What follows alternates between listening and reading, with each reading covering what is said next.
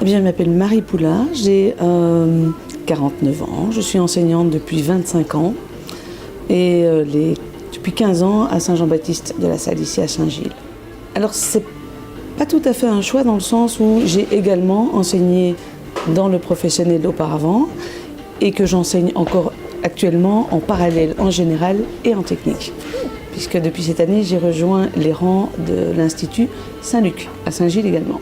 Alors donc depuis quelques années, non seulement j'étais coordinatrice de deuxième, donc en fin de premier degré, donc j'organisais tout ce qui est CE1D, donc les épreuves externes, juste avant de rentrer dans le deuxième degré.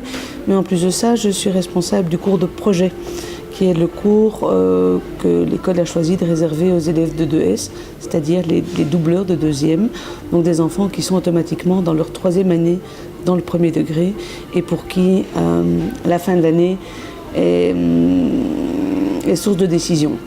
Ou bien ils décident effectivement qu'ils ont l'intention de continuer vers le général et ils font ce qu'il faut avant, donc en amont au niveau du travail pour pouvoir y arriver.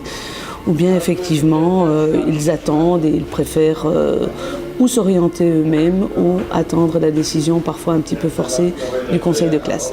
Je veux dire que l'année passée, sur un groupe de 25 élèves de 2S, donc le nombre d'élèves qui recommençaient leur deuxième, il y en a, et c'est un chiffre très très fort l'année passée, et qui va d'ailleurs augmenter d'année en année avec la réorientation, enfin la réorganisation du premier degré. Il y en avait, je pense, 15 ou 16 qui ont été réorientés sur les 25. Quand les élèves choisissent une école comme Saint-Jean-Baptiste, qui a une particularité, c'est que nous n'offrons que du général. C'est, je pense, dans un esprit, en tout cas ils pensent au départ qu'ils vont rester dans le général. Ou alors ils n'en ont pas la moindre idée, ils n'ont pas la moindre idée du type d'orientation possible. Ou alors qu'ils sont là parce qu'ils sont obligés de passer par la première et la deuxième. Je pense que certains, si on leur donnait le choix de s'orienter professionnellement à partir de la première, feraient ce choix. Si un enfant, par exemple, décide depuis qu'il est tout petit qu'il voudrait être boulanger, par exemple, lui ne se projette pas dans un enseignement scolaire classique. Je pense qu'il préférerait effectivement aller apprendre directement son métier de boulanger. Maintenant, voilà. Ils sont là et je pense qu'il y en a quelques-uns qui s'abordent allègrement leurs études du premier degré pour être sûr de pouvoir obtenir ce qu'ils veulent dès la troisième. On trouve beaucoup de médecins dans les familles de médecins, on trouve beaucoup d'avocats dans les familles d'avocats, on trouvera beaucoup de boulangers dans les familles de boulangers. Des élèves qui ne font qu'attendre et pour eux, c'est évident. Eux le savent, moi je le sais. Et on travaille justement sur le projet. Parce qu'à ce moment-là, ce n'est pas une question de se demander si ils vont être orientés, ils savent qu'ils le feront, et c'est de les aider à trouver la meilleure école possible et l'orientation qui leur convient le mieux. Mais là où j'ai par contre observé des similitudes, c'était dans les cas où les parents refusaient de voir et de comprendre le choix de leur enfant.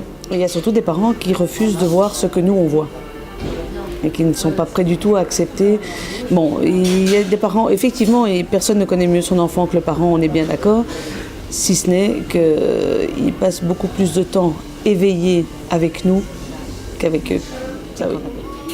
Mais nous, en tant que conseil de classe, on ne peut pas décider pour l'élève de ce qu'il va faire. Ça ne se fait jamais. On peut dire, malheureusement, on peut dire ce qu'il ne peut pas faire, mais pas ce qu'il peut faire. Il y a des filières qui ressortent très très fort. La coiffure. Coiffure esthétique, ça, c'est terrible pour les filles, c'est certain. Et alors, technique sociale. Technique sociale et d'animation, voire service aux personnes. Donc voilà, elle reste quand même très fort attachée au côté social de la chose. Mais service aux personnes, je veux dire, j'ai effectivement pas mal d'anciennes élèves qui sont maintenant, qui travaillent dans des homes ou des hôpitaux, des choses comme ça. Ouais.